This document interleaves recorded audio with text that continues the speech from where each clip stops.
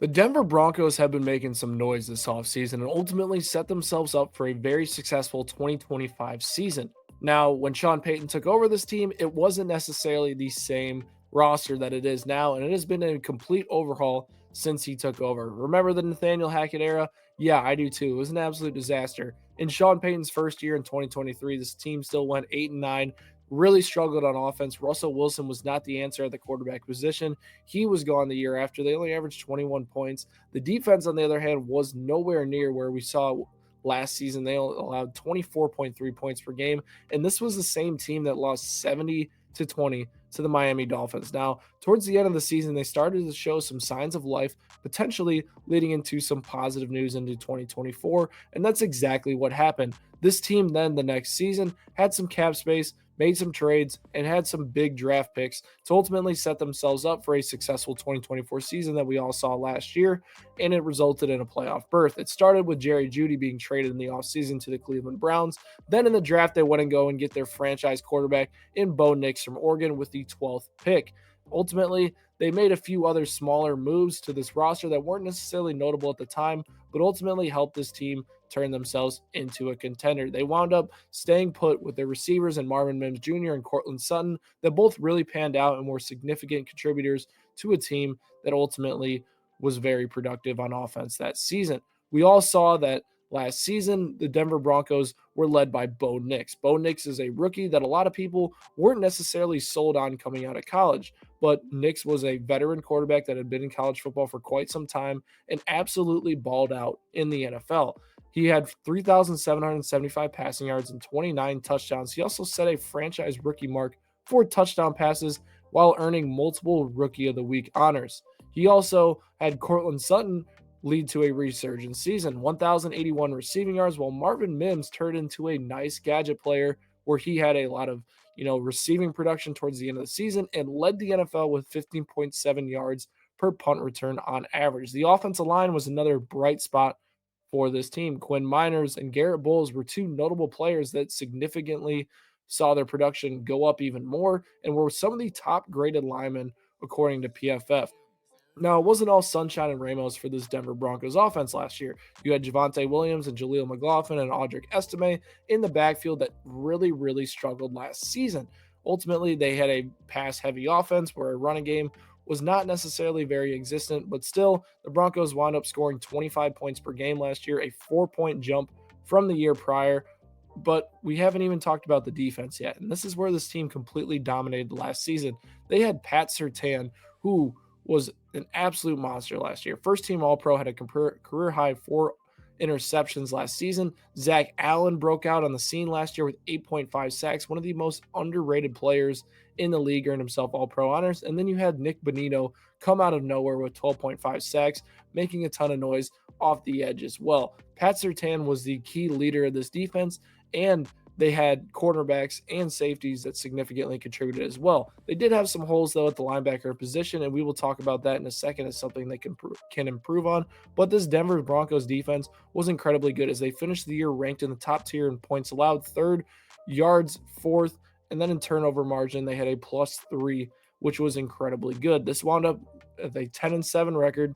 They wound up being third in the AFC West and ultimately earning a playoff berth, heading to Buffalo to face them in the playoffs. While this was a good test for them, they weren't necessarily ready to go take down one of the top teams in the AFC right away in Bo Nix's rookie season. They didn't have the talent on the offensive side of the ball or the defensive side of the ball to compete with Buffalo. And that's where this offseason, the Denver Broncos completely flipped the script.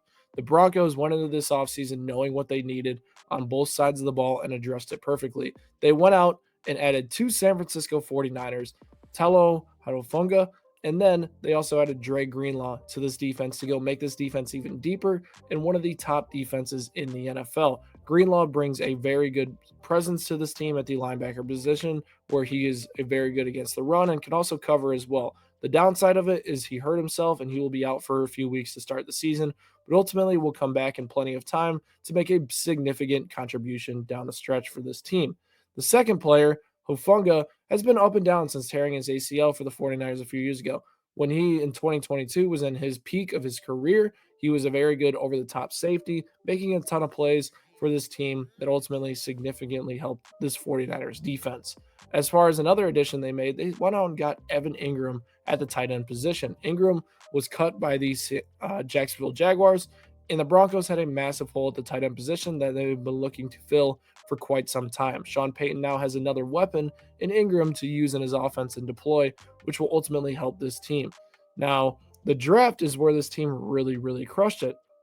I was a little bit surprised with their first round pick in Jahdae Barron, but it makes sense considering the fact that they need another cornerback outside of Pat Surtain to be a little bit more inconsistent. Riley Moss is good, not great, and some of the other options there aren't necessarily super enticing to me. I think Barron can provide a solid presence outside of Pat Surtain that'll make this defense even stronger heading into this season. The most notable pick, RJ Harvey in the second round. This player was an absolute baller at UCF over the last few seasons. He had over 1,500 yards last year, was one of the top elusive grades heading into the draft at the running back position, and ultimately provides them some fresh legs in the backfield to compete in this division. And then we all know the news this past week, they go and add JK Dobbins at the running back position, giving them another set of legs there as well. I think a tandem between Dobbins and Harvey could be one of these sneakier top 10 duos in the NFL, with Dobbins being one of the more efficient backs, while Harvey providing a change of pace and some fresh legs. And then he eventually probably works into a bigger backfield share as the season works on. The Denver Broncos now, where they're currently constructed, have no holes on this team. You take a look at this roster up and down, and they are stacked and deep at almost every single position heading into the 2025 season. While the Broncos are talented, they do compete in probably the toughest era of the AFC. They are in a very tough division where the Chiefs have basically dominated the division for the past decade and will continue to be very good as long as Patrick Mahomes is there. The Chargers have made some really good moves on their end as well to improve a team that was ahead of the Broncos last season in the division standings, and as well have a very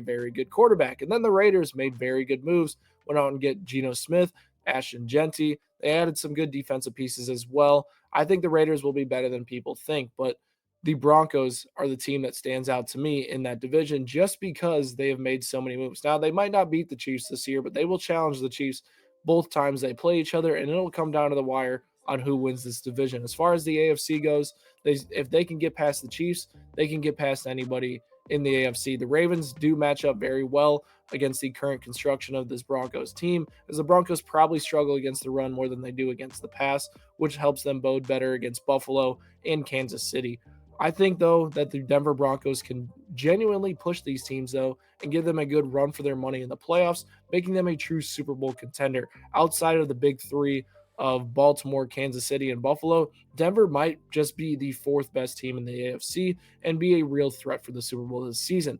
Let me know down in the comment section below what you guys think and if the Denver Broncos have made enough moves to really vault themselves into Super Bowl contention heading into 2025. Hit that subscribe button for more Blitz Sports Media content, and I'll catch you guys next time.